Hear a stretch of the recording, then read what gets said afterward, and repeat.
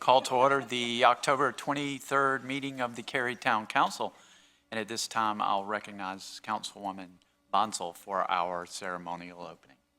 Thank you, Mayor. Hello, everyone.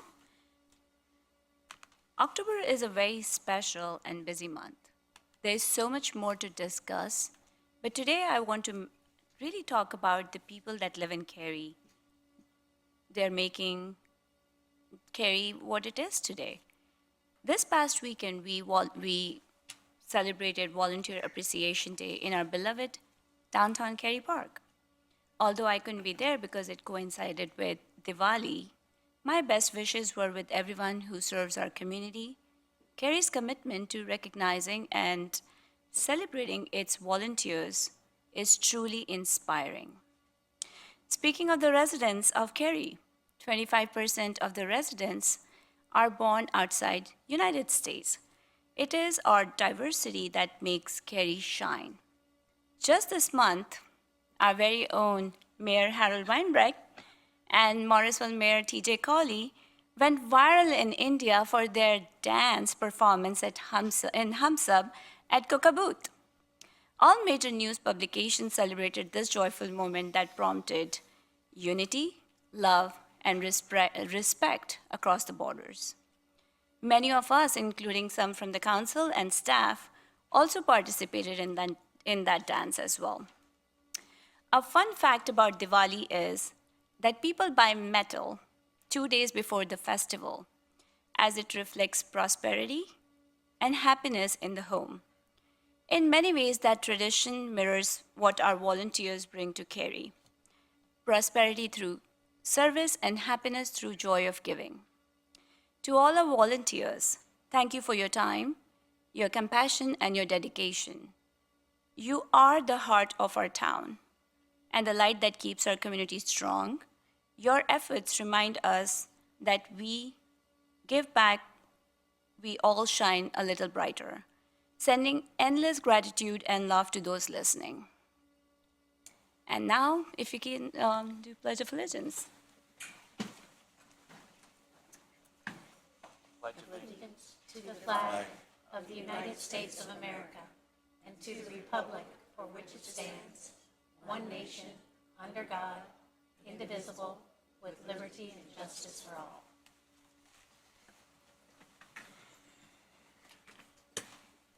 First order of business is the adoption of the agenda. There's been a request to remove item 22 REZ 20, Alston Commons PDP, from today's agenda. Per the applicant, the owners are continuing to work on details associated with the development contract and need additional time before the case is ready to be heard. Is there a motion to adopt the amended agenda? So moved. Second. There's a motion and a second. Discussion? All in favor, please say aye. Aye. Any opposed? Motion carries unanimously. We now move to recognitions, reports, and presentations. And for recognitions, we have a special group in our audience, Girl Scout Troop 789, working on their democracy badge. Would you please stand and be recognized?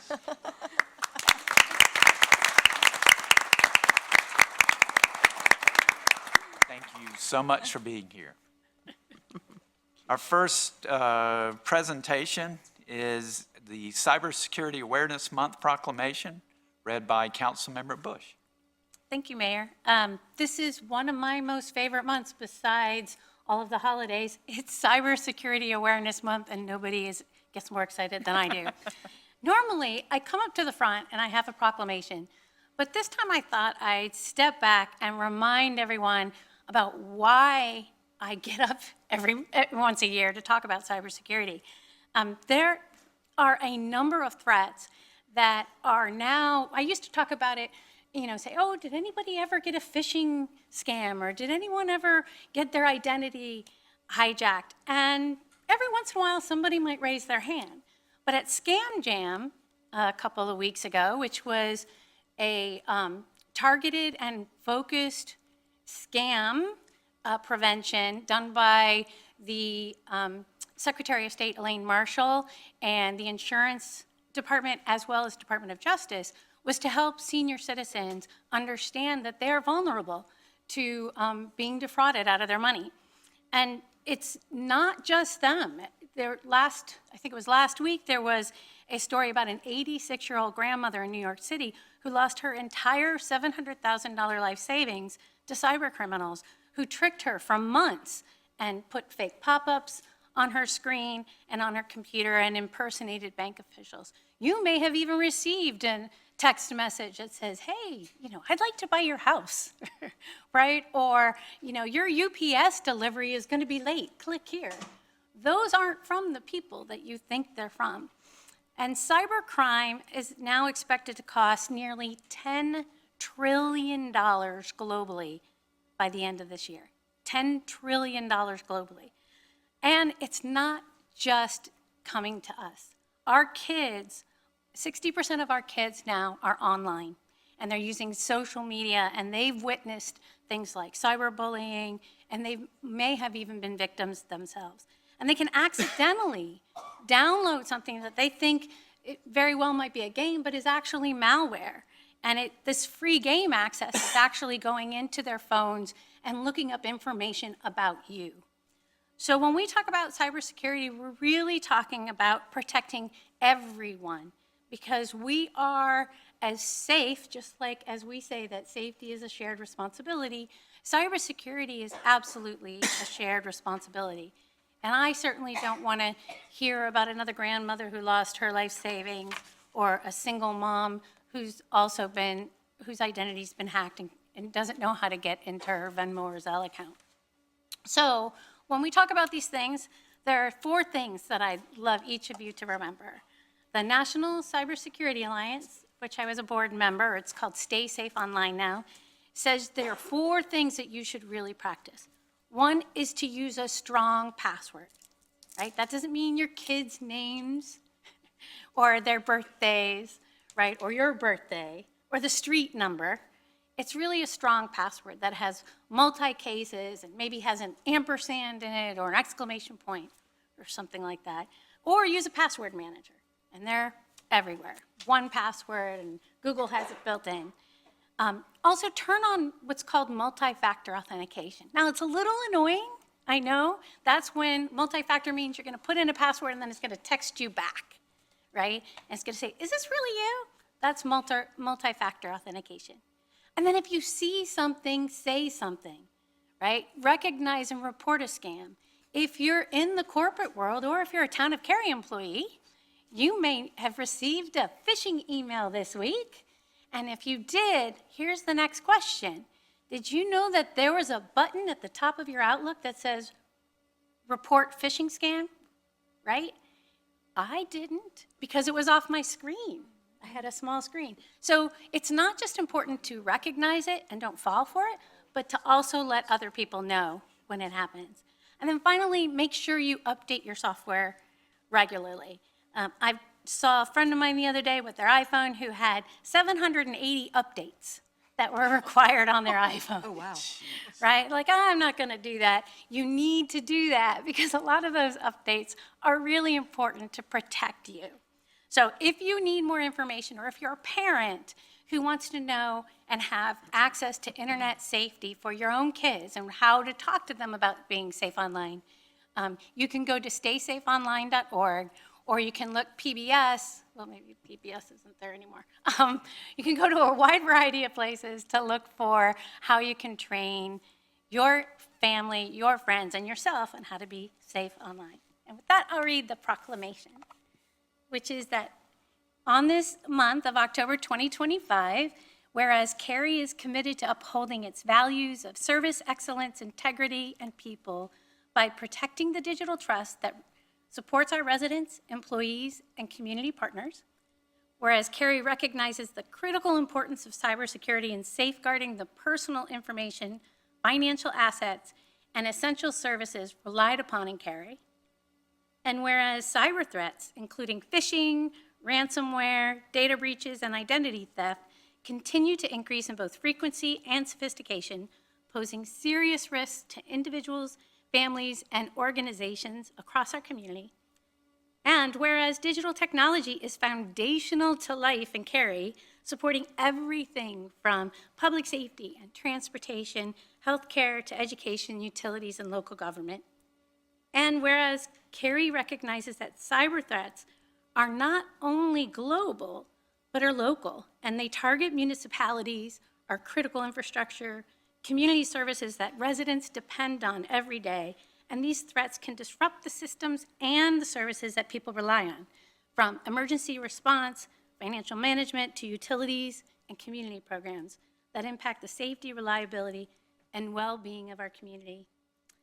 And whereas cybersecurity incidents continue to rise across government sectors, with federal agencies reporting over 32,000 information security incidents last year, and nearly a 10% increase from the prior year. And research indicates that more than 70% of US government websites have experienced data breaches. These trends demonstrate that public institutions at all levels are frequent targets of cyber attacks, and it underscores the importance of vigilance and investment in cybersecurity in municipalities.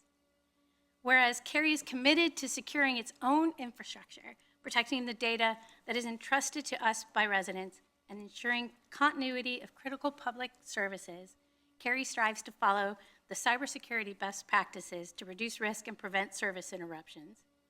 And finally, whereas Cary recognizes that October is Cybersecurity Awareness Month, and we remain committed to strengthening community cybersecurity awareness throughout the year by publishing a series of cybersecurity articles that you will find in your Bud newsletter over the next year, inviting internal and external experts who will come and present public talks on digital safety and emerging threats, and we'll be providing short educational videos and practical tip sheets to help our residents protect their personal information, recognize scams, and navigate technology safely and confidently. And whereas these resources, along with other cybersecurity information, are and will be available on the town's website, with additional statewide guidance available through the North Carolina Department of Information Technology. And so on behalf of the entire Cary Town Council, we do recognize October 2025 as Cybersecurity Awareness Month in Cary, and encourage residents to observe this month by taking the previous actions and to protect their digital presence and remain vigilant against evolving cyber threats. Thank you. I don't have anyone to give it to. I'll just give it to myself. Great information. Thank you so much. All right, our second presentation is the Diwali proclamation, and I'll invite Councilwoman Bonsall to meet representatives of the SV Temple at the podium for the reading.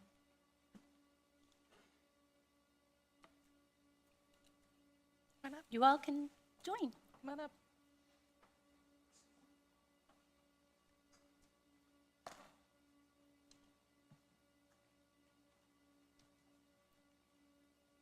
SV Temple is a spiritual and cultural hub in Cary, bringing the community together through religious events, youth programs, and festivals. Beyond worship, it actively serves the community with charitable initiatives like food drives, health camps, and support for those in need, fostering connections and compassion. Today, I have the SV Temple board with me, so we welcome you to the chamber, and I'm going to read the proclamation for Diwali now. Whereas Diwali, also called the Festival of Lights, is one of the most significant and celebrated festivals in India, Indian culture celebrating light over darkness and the victory of good over evil. Whereas Diwali is observed by millions of people around the world and in our Cary community. Whereas Diwali celebrates Indian customs and traditions, including the lighting of lamp, sharing meals, and the exchange of gifts, which reflect values of renewal, hope, and kindness. Whereas Diwali brings people of variety of backgrounds and faith together in our community, which enriches the cultural fabric of Cary. Whereas the Diwali season brings together Cary citizens and surrounding communities to share and celebrate the joy of unity and friendship. Now, therefore, I, Sarika Bansal, Council Member of Cary, North Carolina, on behalf of the Cary Mayor and Council, do hereby proclaim October 23rd, 2025 as a celebration of Diwali, and I urge all citizens of Cary to join in this festival occasion. Proclaim this 23rd day of October 2025.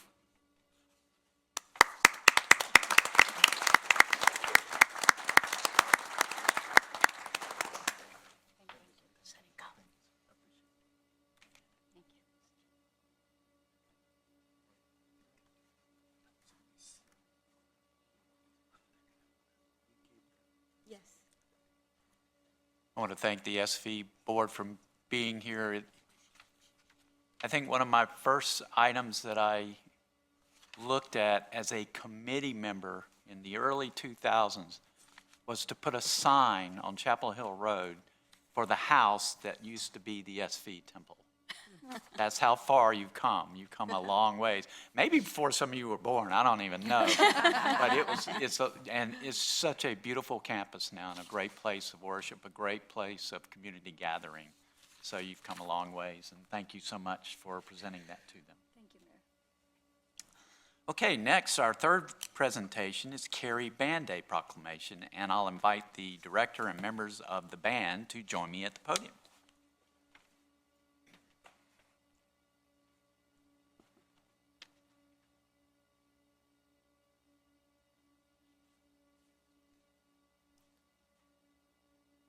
Cary Band Day has been special in Cary for more than a half a century.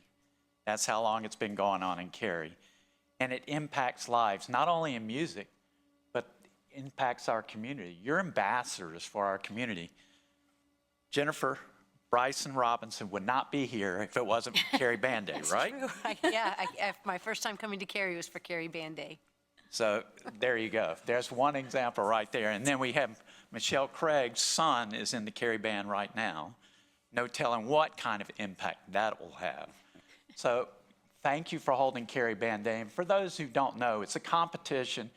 And Cary Band competes in a lot of competitions, but not in this one. They'll just have an exhibition in this one. But all the other high schools, they'll be sweating it out because they're competing. And Cary is the host. So thank you for hosting this. Thank you for being a great ambassador for our community. And they draw people from Virginia, Eastern North Carolina, all over to compete in this competition. So recognizing November 1st as the 66th Cary Band Day. Whereas Cary High School Band has long been recognized for outstanding musical and marching excellence, earning both national and regional recognition for its impressive achievements. And whereas the dedication and talent of Cary High School Band members bring pride to our community while also reflecting their commitment to academic achievement and personal growth. And whereas music enriches lives, connects cultures, and serves as a powerful force for unity, creativity, and shared celebration. And whereas 2025 marks the 104th anniversary of the Cary Band, which started in 1921 and continues to inspire generations. And whereas for 66 years, the Cary Band has proudly hosted North Carolina's premier celebration of marching band excellence and music education. Now, therefore, I, Harold Weinbrecht, Jr., Mayor of the town of Cary, North Carolina, on behalf of the entire Cary Down Council, do hereby proclaim Saturday, November 1st, 2025, as the 66th Cary Band Day, and I urge all citizens of Cary and surrounding areas to join in honoring and supporting this long-standing Cary tradition, proclaimed this 23rd day of October, 2025. Thank you so much.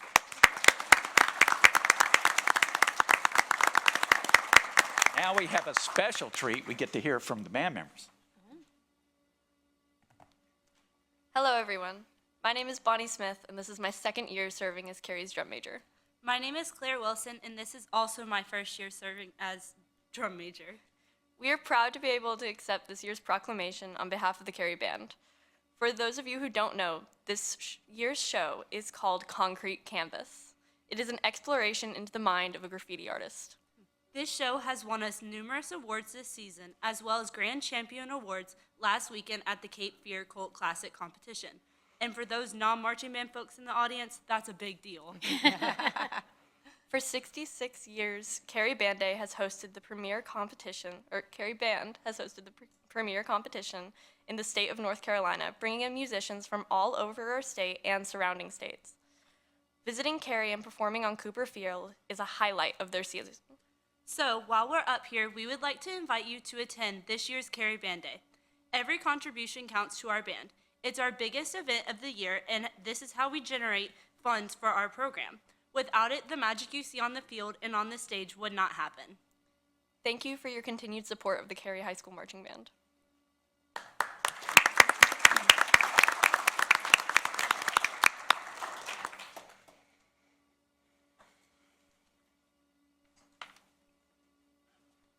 If you haven't been to a band competition, it's fun. All right. Now moving to the manager's update, I'll recognize Town Manager Stiegel. Thank you, Mayor. Early voting for Cary Town Council and other area races begins this weekend in Cary.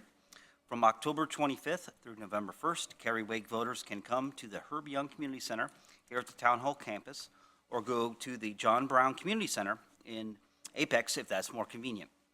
Cary Chatham voters can cast ballots at the New Hope Baptist Church, also in Apex. Citizens can go to the election section of our website, carync.gov, for details on these and other polling places, as well as a comprehensive elections information. That concludes my report, Mayor. Thank you, Mr. Stiegel. We now move to our third item, Public Speaks Out. We've included instructions for speaking at this forum online and on the printed agenda. There were 3 opportunities to participate in Public Speaks Out: through written comments, by calling in, or by attending here in person tonight. And if you are here in person tonight and would like to speak, I would ask that you take a seat in the rows to my right that are highlighted. Public Speaks Out speakers have 3 minutes each for their comments and may speak on any town-related topic, as long as it's not a public hearing, and that works to your benefit because you get more time at a public hearing. The 3-minute time limit will be enforced, not to be rude, but to be fair to all speakers. We have a timer on the podium. It'll start off with a green light. When 30 seconds remain, that light will turn yellow. And when your time is expired, it will flash red, and that's the point I will interrupt you, not to be rude, but to be fair to all of our speakers. I would like to ask speakers to be respectful in their comments and direct their comments to the entire council and not to an individual. And I thank everyone in the audience for understanding and respecting that this is a business meeting. Do not applaud, make remarks from your seats, or anything else that may distract from the meeting. So now is the time for Public Speaks Out, and I will call on our town clerk to read any written comments and call on any registered speakers. Hi, we had 5 written comments and 3 registered speakers.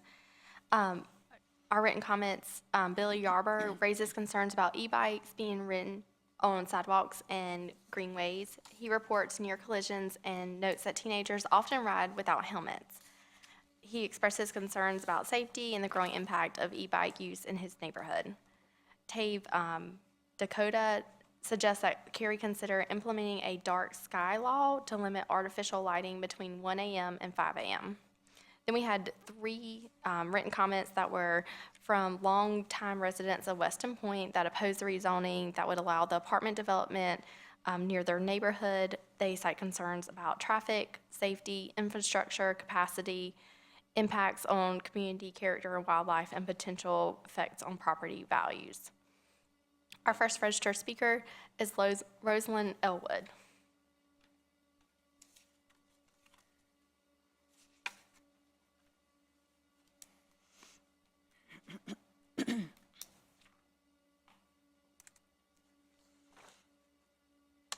Hi, my name is Rosalind.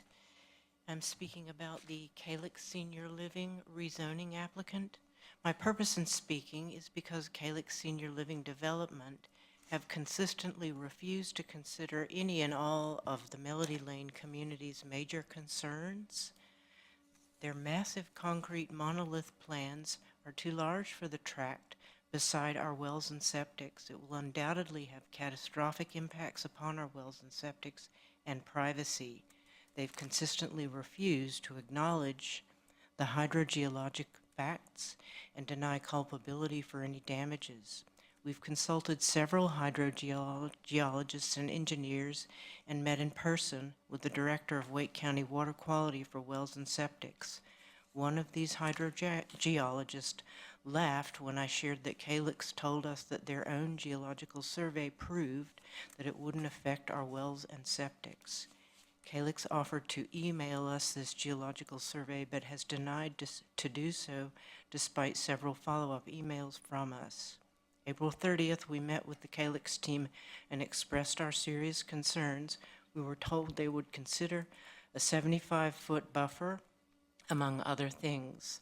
We provided emails, we followed up and provided our emails, which were completely ignored for months. There's a distinct pattern of obfuscation, delays, and denials. We finally obtained a second meeting on the site, October 10th, with the CEO, attorney, and civil engineer, along with 14 homeowners. Once again, we asked for concessions. We asked for a 100-foot buffer and for them to consider moving the greenway to the west portion of the track, a building design that makes a smaller footprint, a smaller concrete footprint. Most significantly, we requested a contingency fund to assist providing us with reliable water and sewer when our wells and septics are destroyed. Across the board, everything was dismissed and refused, despite them saying repeatedly that they wanted to be good neighbors. Instead, the plan remains as a sprawling concrete monolith with a 50-foot cleared buffer containing the greenway within it just north of our property lines. Despite the promised geological survey, we still have not received this after several emails. Thank you. Thank you. Our next registered speaker is David Christensen.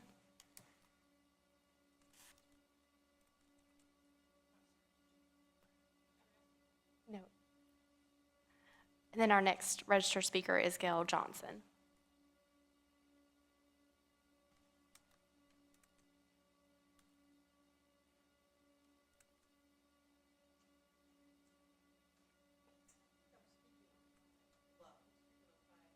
Okay, that sounds great. We'll call you back. I thought it was a proposal going to be presented first. Yes, it will. And we'll call you back up for that one. So no additional registered speakers. Okay, if you're here in the audience and would like to speak at Public Speaks Out, anything that's not a public hearing, now's your opportunity.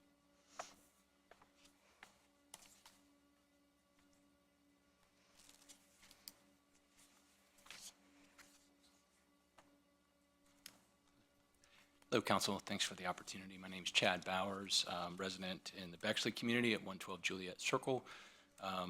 Speaking again tonight about 24 REZ 14, the rezoning of the 8-acre parcel at the corner of Weston Parkway and Evans, as part of the council meeting last month.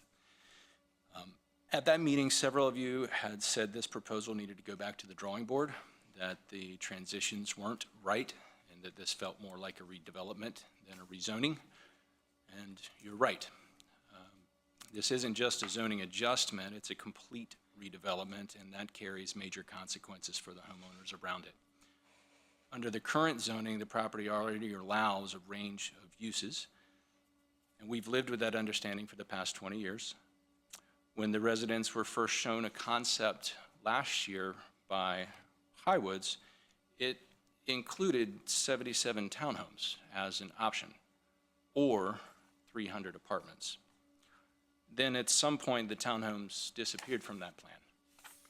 And after conversations with the public, they came back as a mention of up to 22 townhomes, not required, not guaranteed, just merely possible. It's been nearly a year, and this pattern doesn't build trust. It feels less like planning and more like positioning. Feels more like floating non-committal options to create the illusion of flexibility. And as we all know, if it's not in writing, it's not real. So let me be clear. Highwoods has already stated their intention to sell this property. They're not going to be the ones to hold it. And if we trust them, And I value their relationship that we have with them as a tremendous developer here in a local Raleigh developer, but they're not going to hold the property, so we're not going to be dealing with them at a later date. And since the last meeting, the West End Land Use Study was made available to the public. The town has confirmed that it's not an adopted plan yet, and it does not provide guidance for this rezoning in question. And that means that both the public and the Planning and Zoning Board are evaluating this project in a policy vacuum, without the framework that's supposed to guide it. What the study does show is that there's many parcels along Weston Parkway already well-suited for multifamily housing, that the density can be concentrated north of Weston Parkway, but this particular site, it sits directly beside an established single-family neighborhood with many houses less than 100 feet from the site. And a critical look at the plan tells us that if residential is appropriate here, that it should be lower density townhomes and not a 5-story, 300-unit apartment block. That's what would help create a more sensible transition I'm sorry, I have to to interrupt Lakeside. you, but your time is expired. Okay. If you have additional comments, we would love to see them. If you would leave them with the clerk, she'll make sure we get a copy. You don't want to read my scribble, I'll write one more comment, and yes, I agree, our diversity is what makes us shine. Thank you. Thank you. Anyone else for Public Speaks Out? Seeing no one, I'll close Public Speaks Out. And we move to the consent agenda, which is item 4, if you're following along. For the benefit of people watching our meeting on TV or some streaming service, I'll take a moment to review the consent agenda items. Please know that one vote approves all of these items. On consent, we have minutes for approval, bid award for the Go Cary Downtown Multimodal Transit Center Building Demolition Project, 25A02 Farrell Road Assemblage Annexation, disposal of surplus property. Would council members like any of these items pull for discussion? If not, I would entertain a motion to approve the consent agenda. So moved. Second. There's a motion and a second. Discussion? All in favor, please say aye. Aye. Any opposed? Motion carries unanimously. That takes us to public hearings. Our first public hearing is 25 REZ08, which is at 8732 Green Level Church Road. Principal Planner Aaron Puckett will introduce the item. Council will not take action on this item tonight, but it will be referred to the Planning and Zoning Board for their review and recommendation, and will return to council in a few months for action. Ms. Puckett. Thank you, Mayor, and good evening, Council. This is a request to rezone approximately 3.31 acres located at 8732 Green Level Church Road. The site is located east of Green Level Church Road and south of the existing stub of Nautilus Place, which is in the Toscana subdivision. There are no overhead power lines along Nautilus Place. According to Cary's GIS data, the site does not appear to be impacted by stream buffers, but field determination of such features will occur at the time of development plan review. The Parks, Recreation, and Cultural Resources Master Plan does not indicate any greenway corridors planned within or directly adjacent to the site. A street side trail is proposed along both Green Level Church Road and Mills Farm Road to the west. Thomas Brooks Park is also located about 0.3 miles northeast of the property. Green Level Church Road is a thoroughfare located west of the site, and Mills Farm Road is a proposed collector southwest of the site. Nautilus Place, the only public street directly connecting to this site, is a local street. The current zoning of the site is Residential 40, or R40, and the applicant proposes rezoning to Residential 12 Conditional Use, or R12CU. The proposed zoning conditions include limiting the use to detached dwellings and associated accessory uses, a maximum density of 1.9 dwelling units per acre, which could allow up to 6 homes, a commitment to providing perimeter buffers in common open space, as some could otherwise be located on individual lots, a minimum of 750 square feet of community gathering space, which is 150 square feet larger than the LDO requirement for a development of this size, and a commitment to curb, gutter, and sidewalk on both sides of streets within the development. Staff has evaluated the requested rezoning against the Imagine Cary Community Plan. As shown by the blue star, the site is located within the Green Level Special Planning Area, neighborhoods east of Flat Branch sub-area. This special planning area supports a gradual downward transition in density moving west from NC 540 towards the Chatham County line, with areas east of the Flat Branch stream not to exceed approximately 3 dwelling units per acre. Additional policy guidance includes clustered subdivision design and a predominant land use of detached dwellings. The proposed R12 CU zoning and density of 1.9 dwellings per acre is in keeping with the area's current land use pattern and generally meets the policy guidance of this special planning area. When looking at the Live chapter, we note the proposal will add a maximum of 6 additional homes on a small site at a density comparable to adjoining developments. Regarding the Shape chapter, the proposed rezoning would provide detached dwellings amidst existing detached residential developments, thereby making a logical use and form transition. The applicant has committed to providing 5-foot sidewalk on both sides of any streets within the development, exceeding the current local street cross-section requirement, which requires sidewalk on only one side of local streets. And this supports the Move chapter policy of applying multimodal street design. When looking at the Enrich chapter, the proposal includes a commitment to ensuring all required buffers are in common open space.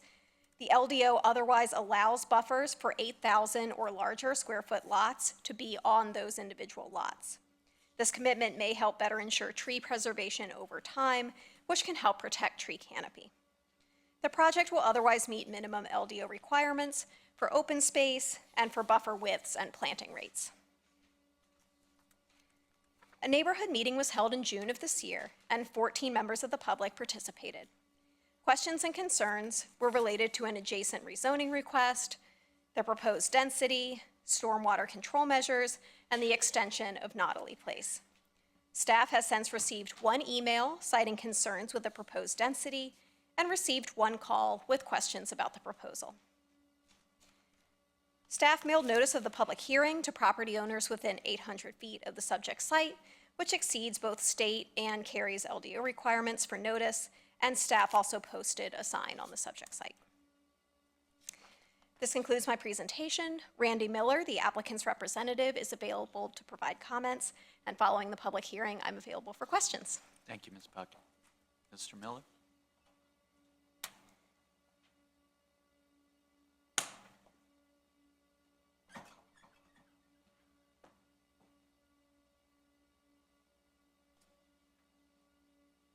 Good evening, Council. Can you move to your left, please? Oh, left. Thank you. Good You're evening. good. I'm Randy Miller with Thompson Associates, representing the owner of the property.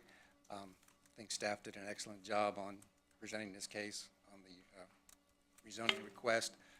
Like was said, the property is asked to be rezoned to R12 conditional use with a maximum density of 1.9 units per acre, which is below what the land use plan has for that area. And the envision is to have a development of the homes be put on there, be compatible with the surrounding neighborhoods. And in order also to be compatible with the neighborhoods, that's why we're proposing that the required buffers and stuff be off the lots, so all the lots will not encroach into the buffer area. And unfortunately, there's only one access to the site, extension of Nautilus Place.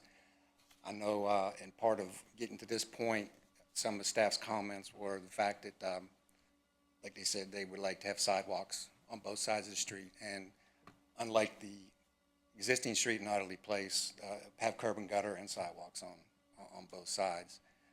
But that's basically it in a nutshell. If you have any questions, I'll answer them best I can. We'll get back to you if we do. Thank you, sir. Okay.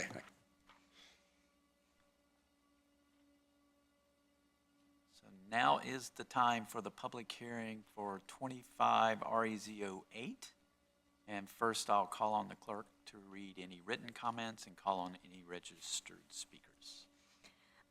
We had one written comment. Ottoman, submitted a comment about his objection to changing the zoning and said it was inconsistent with the neighborhood, will cause significant congestion, and will damage property value. And then for our registered speaker, we had the one, Gail Johnson. Ms. Johnson?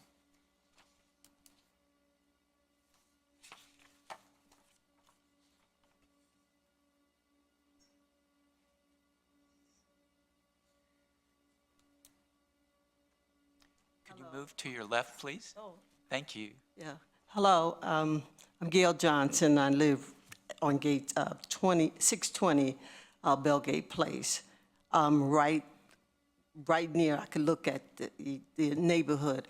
But I just wanted to, because I have concerns, and one of the concerns, history of it, you had another proposal for rezoning where they wanted to put townhouses.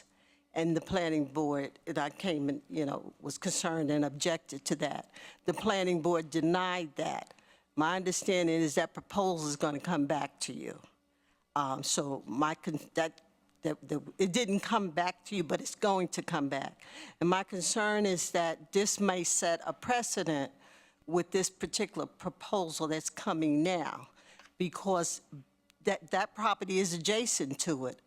And they're all together. Right now, there's one home on that property.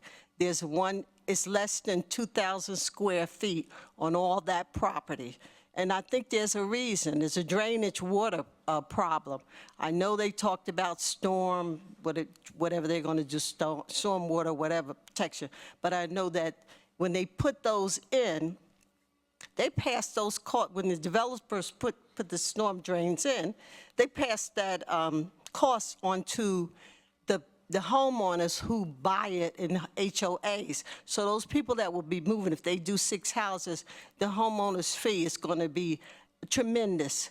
And then they're going to want to move, and you can have speculators buying the property. So that's a concern. I know personally, because when I bought my property, after I moved in, I found the water on my property. And what it would have cost me thousands of dollars to bring engineers in to get the water. If I hadn't gone after the developer myself with a little legal help, so the drains were put in and something else, some drains, whatever they did, soils or whatever. But I know that those people will have that. So I'm kind of asking, could the town send some kind of engineering to look at that water drainage situation? They also said there's only one way out and in that property, and that's through Toscano, through Nautilus Place. Yes, and then they're going to come straight through out of the entrance, out of our entrances to get out. Right now, it's a big traffic mess coming out onto Green Level property. I know there's talk of some kind of stoplight or whatever at Thomas Park, but that won't resolve the problem that we have now of trying to get out of the property. So tremendous traffic problem.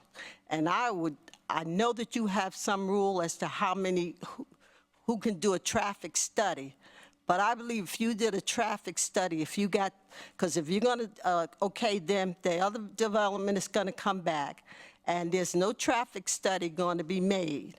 I think that there should be, because right now it's just accidents ready to happen, even with the stop sign over at Thomas Park. You can't get out. I mean, it is a problem for me, but I can kind of work my hours out of when I need to get out of the development to go to the doctor's office.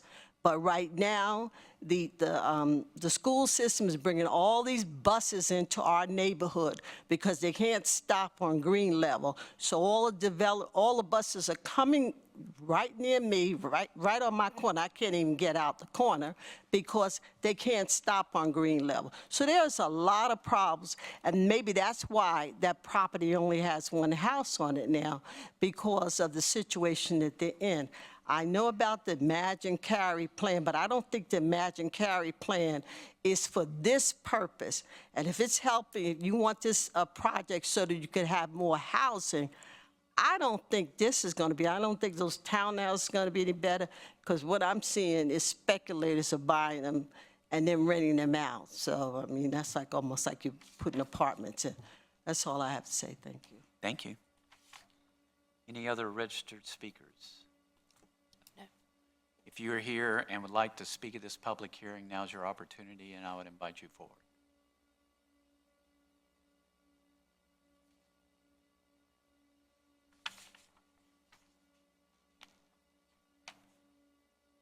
Hey there, my name's Julie Jackra. I am the president of the HOA board at Toscana. So I thank you, Gail, for your comments. They're helpful for me to hear. It's helpful just to be here. My son's getting to learn the democratic process here and listen in also. Honestly, I'm very happy to see that these are single-family homes. As Gail mentioned, the first proposal we saw for the area that's still labeled R40 scared us a lot. So I feel a lot better with the single-family home proposal that's before us right now. Stormwater, as you heard, was brought up as a concern on the initial call in June. We have 4 ponds that we have to maintain in our community. It's one of our biggest costs outside of our landscaping contract. It's a lot of permitting to have to do. So I would say, please do take that into consideration. If you're asking 6 homes to support the cost of a pond, you're probably talking $1,000 a year. HOA dues for no amenities and no things like that. So that's probably the only word of caution that I have right now. We do not have sidewalks, so it will be kind of an inconsistent look and feel, because Toscana, when we were built, has natural gutters in our yards. It was a phase of Cary's approval process where there were no sidewalks built in. So that connection piece, I think my bigger concern is, again, there is no other in and out.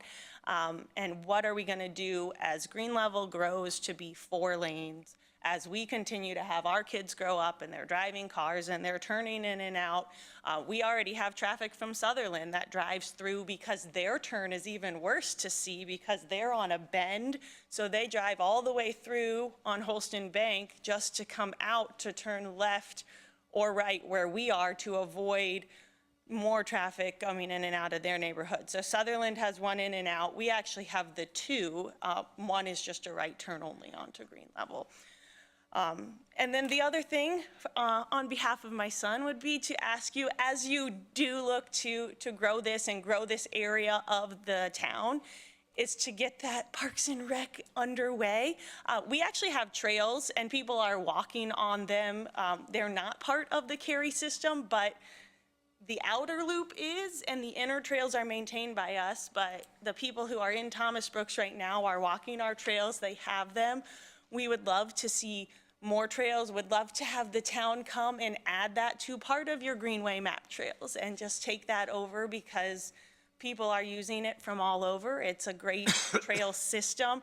It is a lot for us to maintain and try to keep up with. So as we have more homes and more traffic on these trails, it would be a benefit to all of us who live in the area to add that to our map and our trail system, and then hopefully see either mountain bike trails or other trails developed in that area of Thomas Brooks that we already have and so love. We're there 4 days a week visiting soccer friends and all that. But really, thank you guys for doing this and appreciate all you do.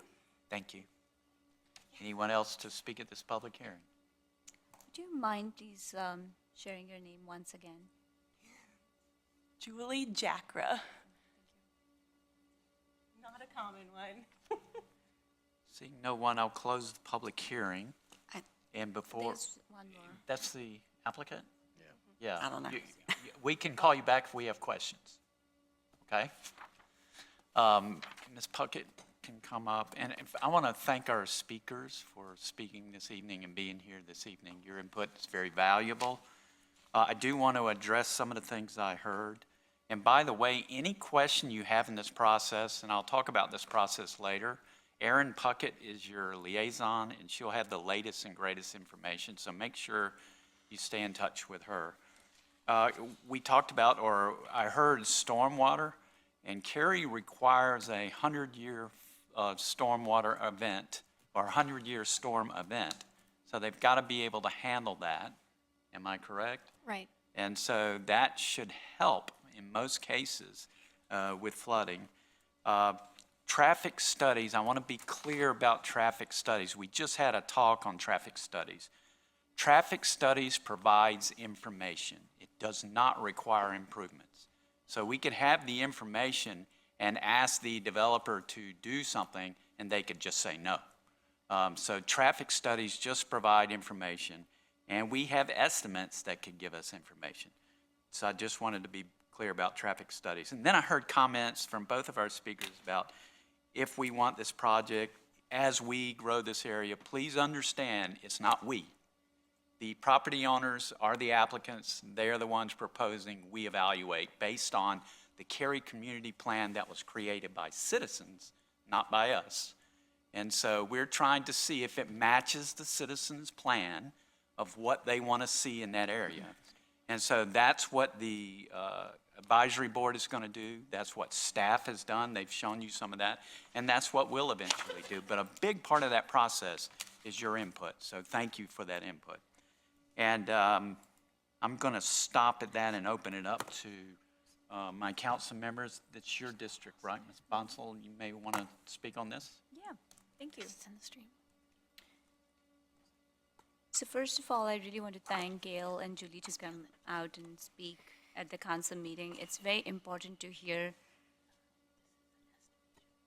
It's very important to hear directly from the residents, and it makes more sense when you share your daily challenges.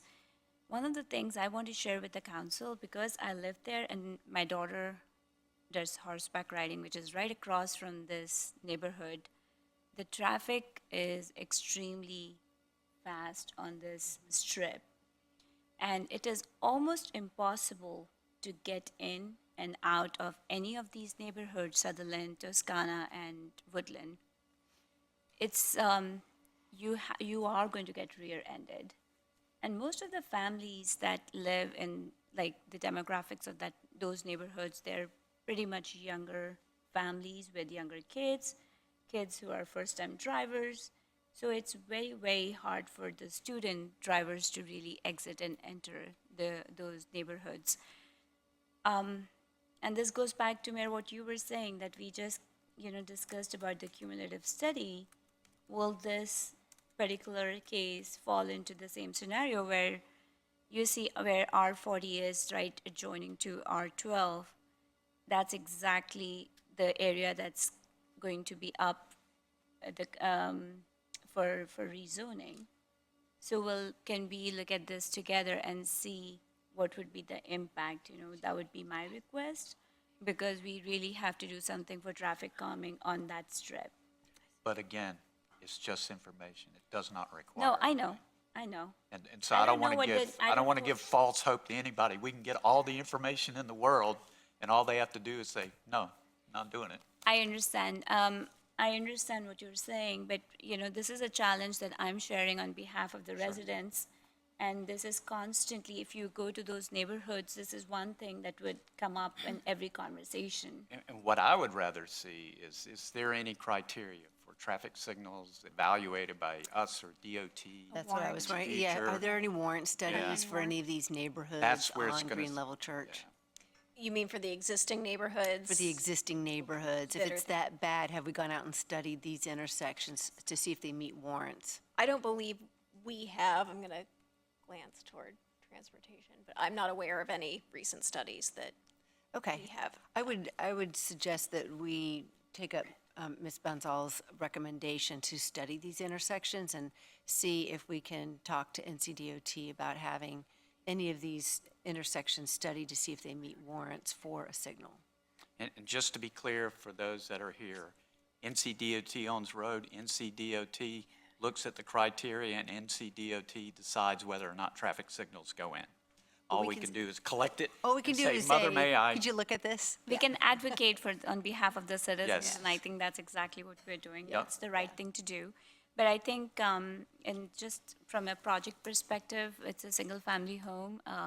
I don't have any questions or issue with this at this point.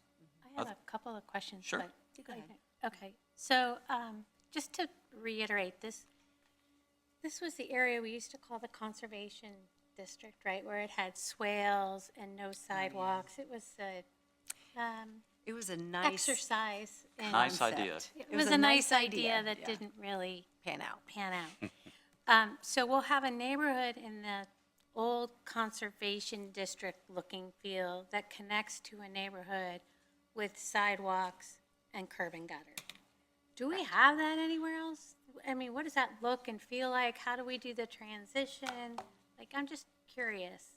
Yeah, and we would need to research and see if there's anywhere where this has specifically happened, that, we've had the new design feed into that older no curb and gutter design. That's something we could look into. In terms of how we facilitate that transition, where it connects, that would be something that would be evaluated at time of development plan. Understanding that the extension of Nautilus Place could, in the future, extend further. So for example, if that R40 assemblage to the west were to get rezoned and redeveloped, the other thinking was, this road is not just gonna come in cul-de-sac, it's not just gonna be sidewalk on, 100 linear feet of road, it could That's potentially exactly become what a longer connection. in the Right, that's future. exactly where I was going is, what does that look and feel? Obviously, we've changed our standards. We know that it's going to be this. Like, Right. the next question is, if I lived in that neighborhood and I walked through that new neighborhood, should it happen, I would then want sidewalks and curb and gutter, right? And that, it just sets up unfortunately, us versus them. And I don't want that to happen either. I just want to be really clear, anyone that might potentially live there, it would be a bit confusing, right? Why did they get it? And these are all town streets, right? Nautilus is a town-owned street. Correct. Okay, so that was one of the questions. The density of the abutting neighborhood is basically the same, is that correct? Yes, so actually, I've got an exhibit I can pull up if it's helpful. This was in your staff report as well, but this sort of shows the surrounding densities. So Sutherland is the lowest of all of the surrounding densities, but this would be at 1.9 at the maximum, so relatively similar to what's to the north and the east. Okay, and the plan is for this to be a standalone neighborhood, so if there's a BMP that's required, it looks like there's, on the original map, it doesn't look like there's a stream, but if they need to put a BMP, that would also be done at site plan? It would be done during development plan. I'm sure they'll probably need some sort of stormwater control measure, and it would be on open space within their development. So that, just from a feedback perspective, I know that, there's one very already long-time development there. Then you have, a brand-new potential six-home development. As Mr. Akka was saying, that's, quite an expense, and we know that we've had to take over a couple of BMPs in the past. So, if the applicant can talk with the other HOA, I think, from a cost-benefit analysis, it would be great if this potential neighborhood could become part of Toscana, if possible, or one of the others, so that they could share that, across all the homes. It's just something to consider rather than having multiple separate HOAs. And I know it's not something that the town does, but it's just a little bit of feedback for the applicant as they're considering it. Other comments, questions? I just have a couple of clarifications. Can you clarify for me, a close friend lives on Nautilus, right near that stub, right? So it's sort of, she has a party, I park there, right?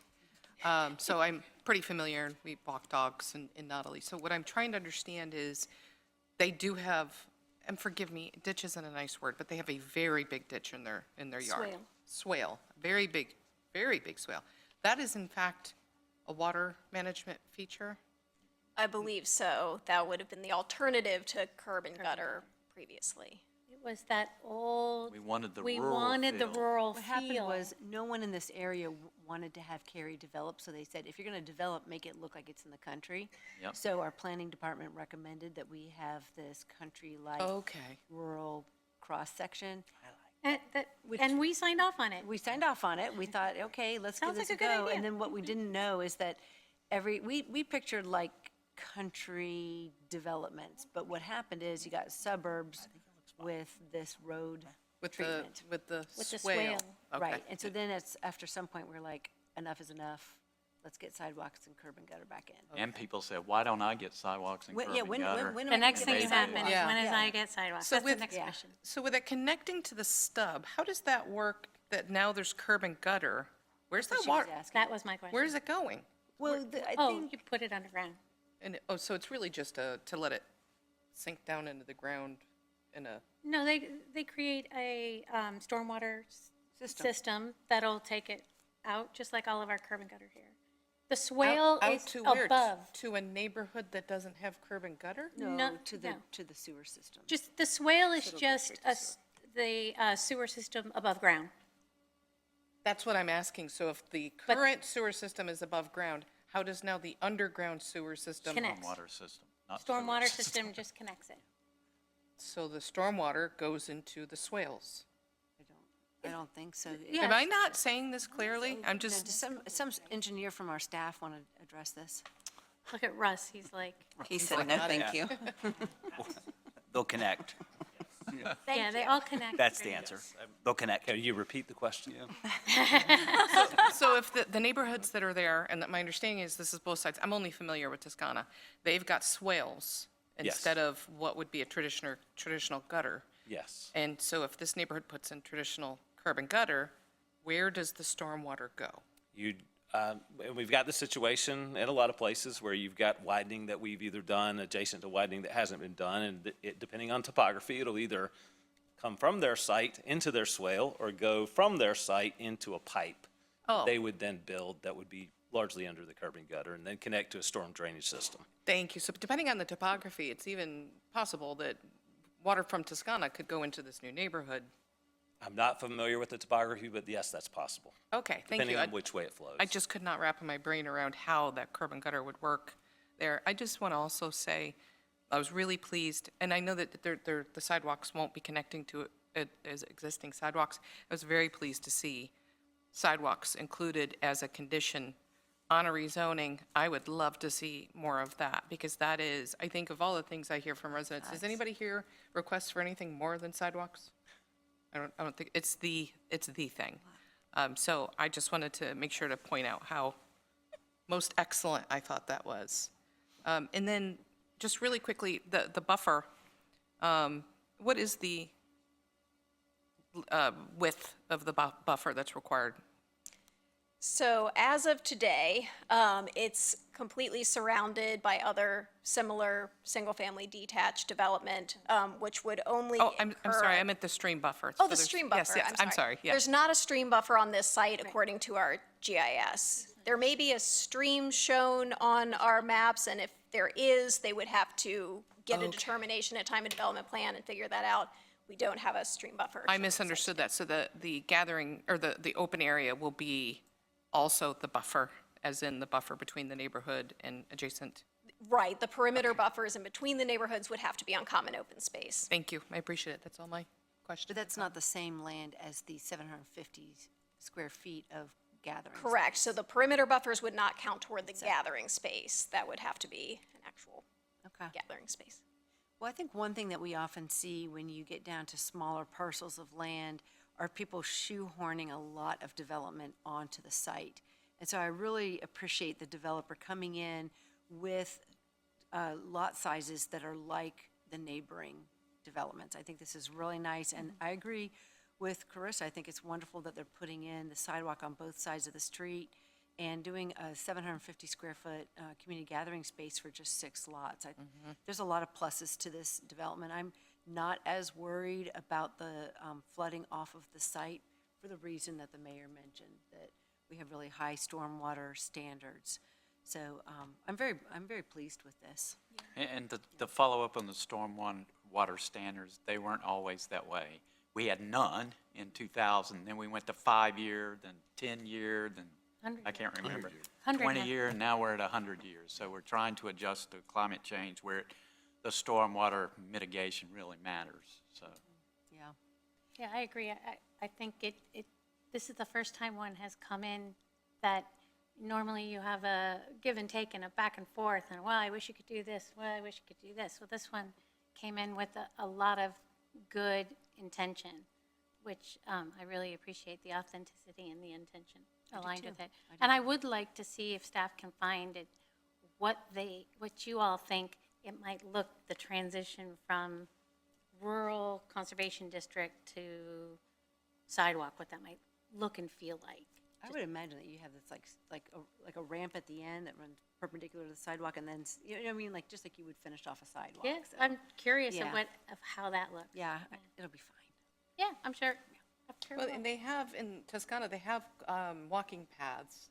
So it's not as though they don't have anywhere you can walk. It's just not Yeah. lining on the streets. So Right. maybe it could be, at some point, become a path. Yeah. Other questions, comments?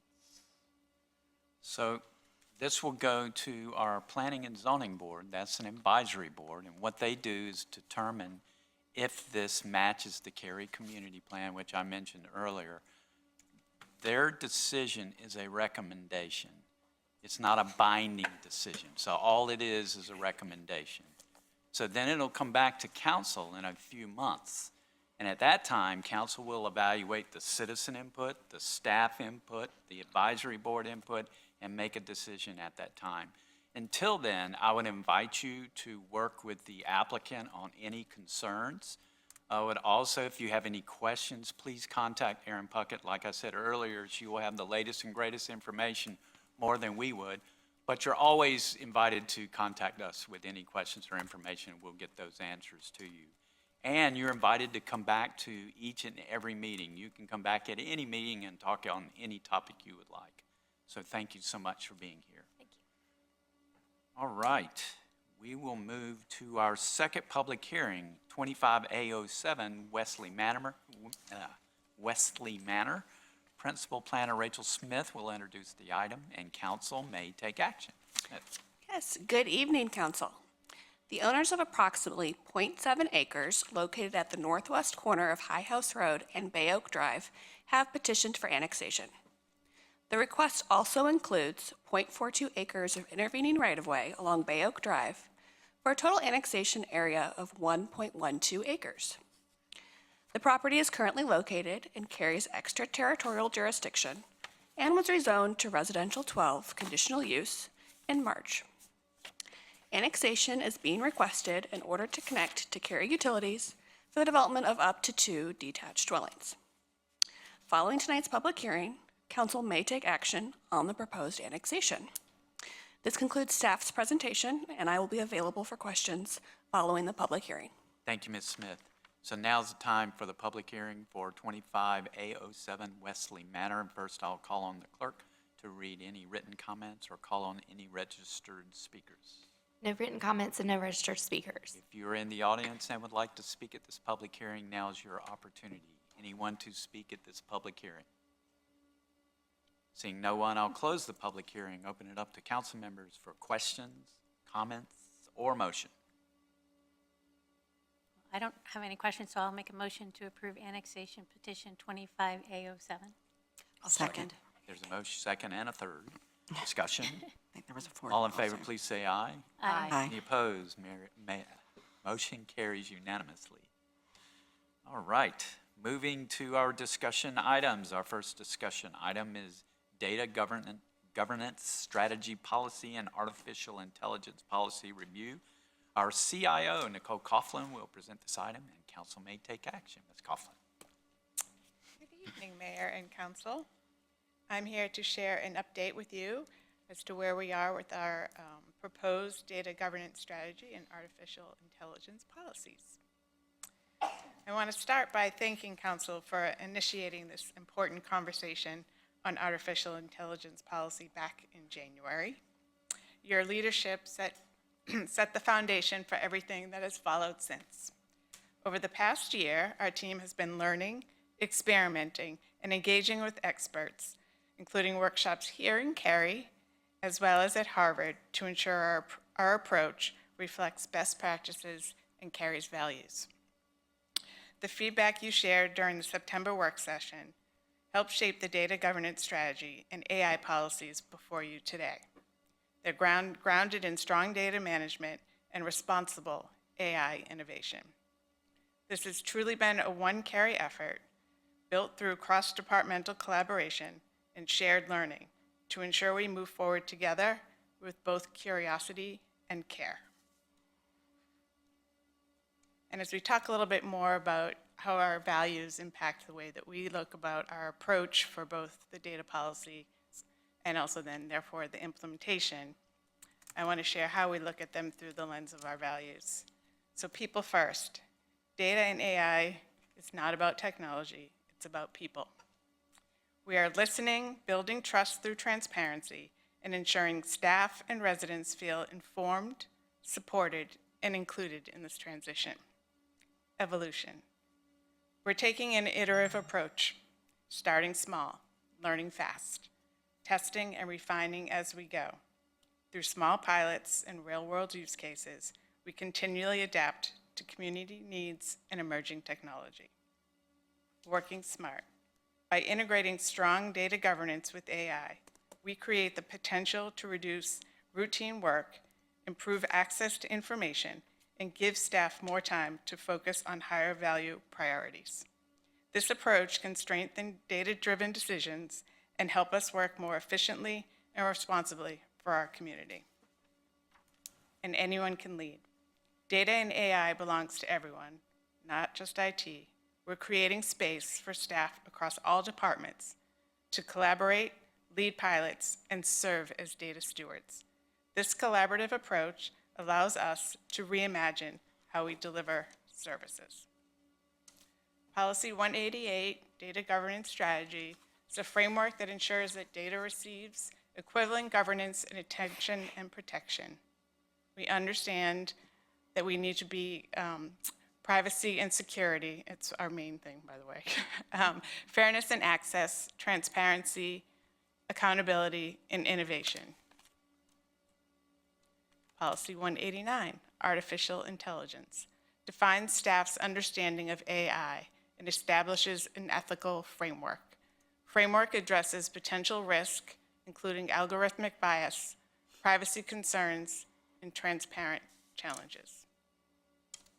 Policy 189, Artificial Intelligence Guiding Principles, would be human-centered design, always putting the human in the middle, safety and security, privacy, transparency, fairness, accountability, effectiveness, and workforce empowerment. Next steps. If the proposed policies are adopted, the next steps will include: Clerk's office will update the website to reflect 2 new policies. Staff will update language in Standard Procedure 165, Artificial Intelligence. An interdepartmental data governance and AI committee will be formed, and a work plan will be developed. Staff recommendations. Staff recommends that Council consider adopting Policy Statement 188, Data Governance Strategy, and Policy Statement 189, Artificial Intelligence. Questions?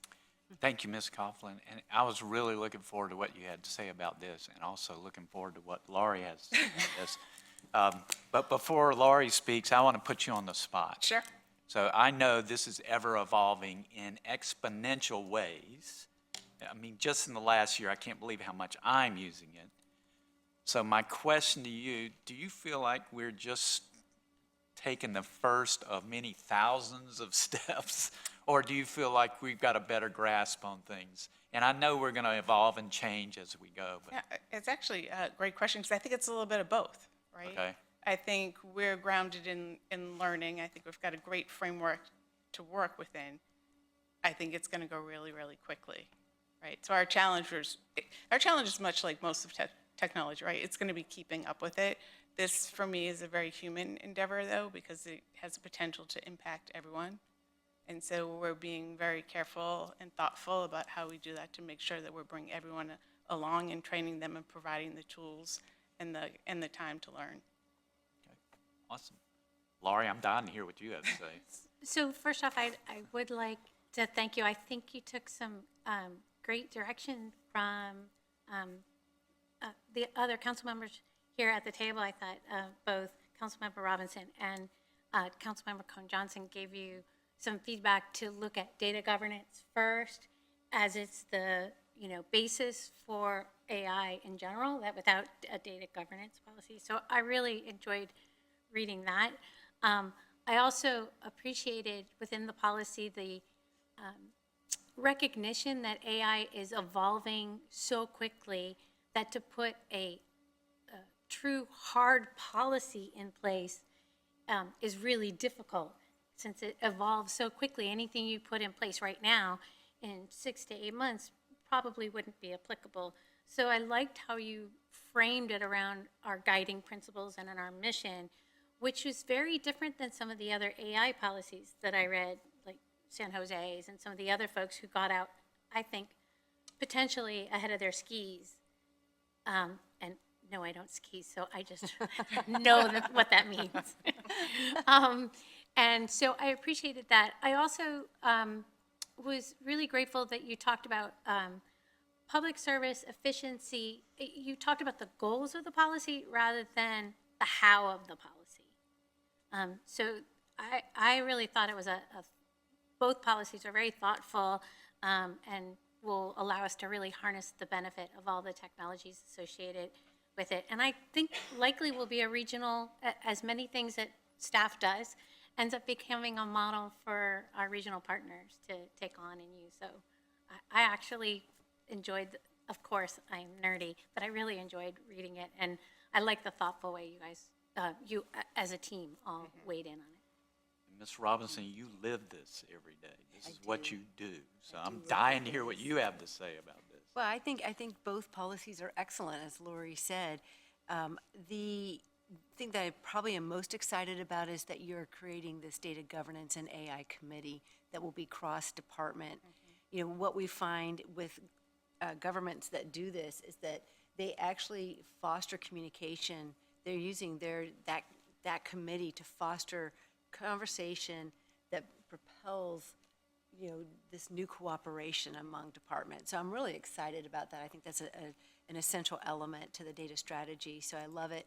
I will say really fast, for those of you who've been around Cary for a long time, we used to have a town manager named Bill Coleman, who has since passed away, and I remember sitting in here around 2006, and he said to me, Jennifer, we don't have our data together. We don't have all of our data in one hub, and we don't know what data we have. And I had been working in data already for, probably, 10 years or so. And I remember being shocked. And I was like, what?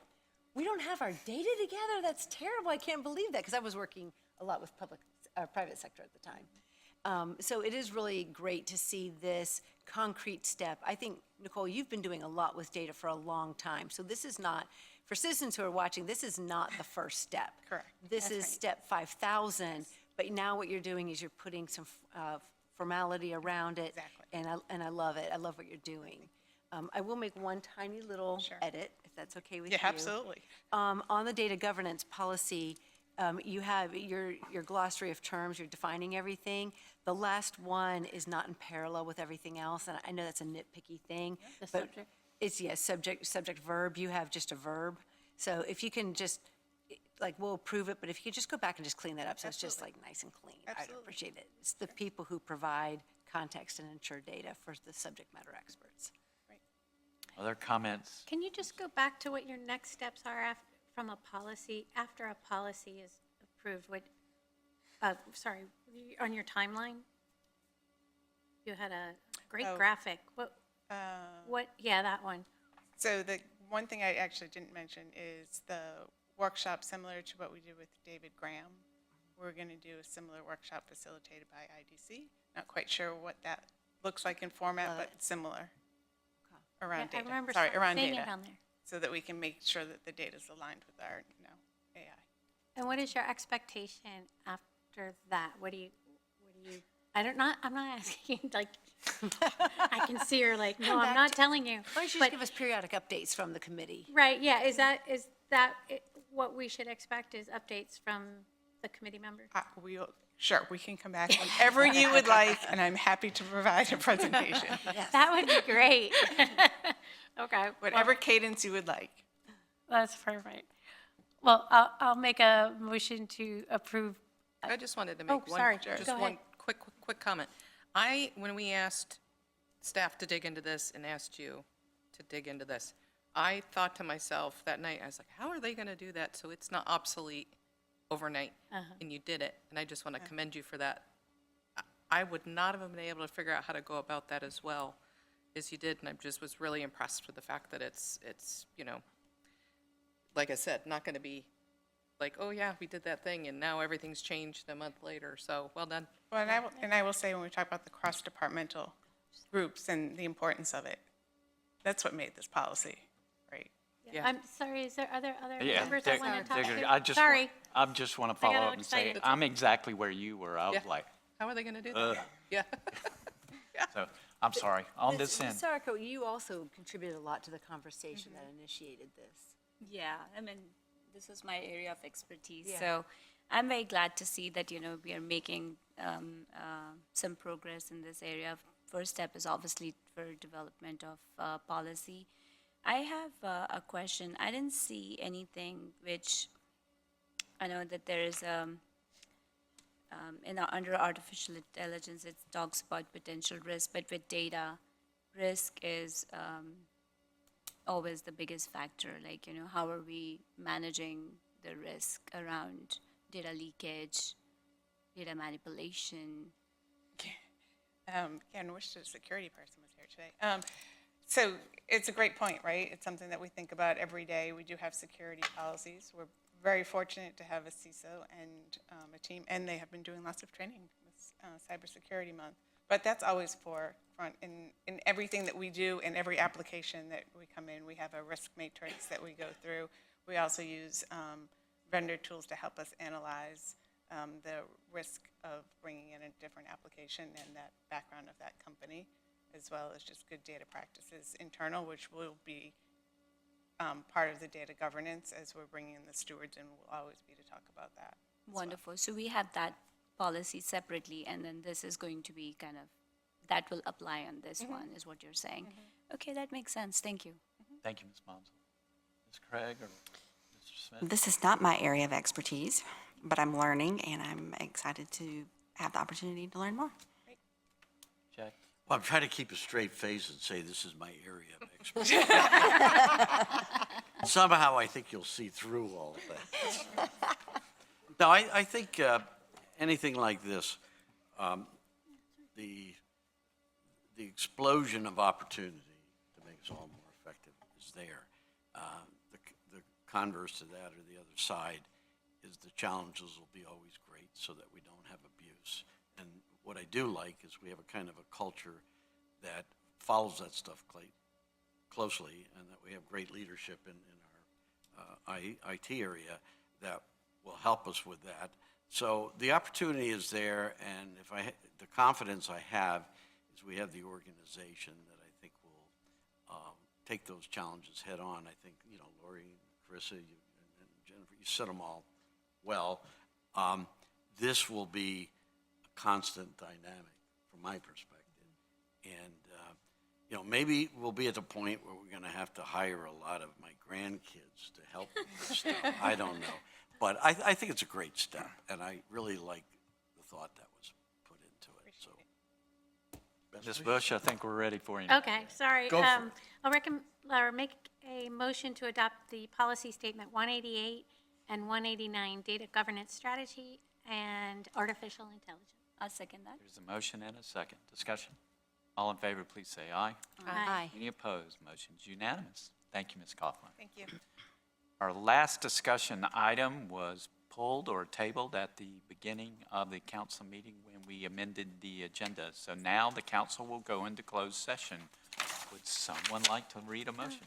Pursuant to GS 143, 318, 11A, 1 and 3 and 6. I move that we hold a closed session to consult with attorneys employed by and/or retained by the town in order to preserve the attorney-client privilege between the attorneys and the town, prevent the disclosure of information that is made privileged or confidential pursuant to the laws of the state, including GS 143-318-10E, or not considered a public record within the meaning of Chapter 132 of the general statutes, and to consider the qualifications, competence, performance, character, fitness, condition of appointment, and conditions of initial employment of one or more individuals, public officers, or employees. Is there a second? Second. Discussion? All in favor, please say aye. Aye. Any opposed? Motion carries unanimously, and the council will now move into closed session. We're in there. 1035?